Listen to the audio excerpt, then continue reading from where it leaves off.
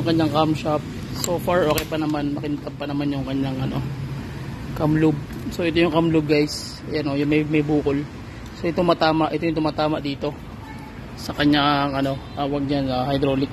Okay, so basic pointers pa rin, magtatanggal kayo ng head. Kailangan itong yung mga hydraulic topper niya, kailangan tawag niya, hindi magkakabaliktad.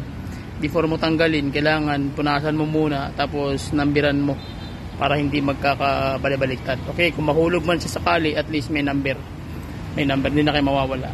Okay, yun ang mga basic pointers yan kung magtatanggal kayo. Okay, so sige, please tulong muna yung natin. So check natin yung kanyang camshaft.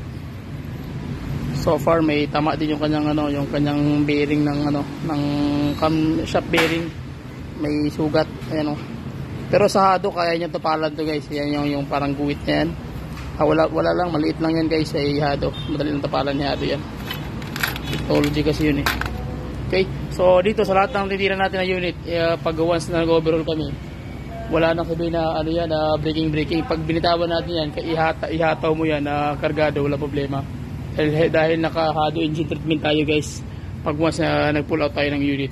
Okay, so yun ang mga natin, mga tira at tirada.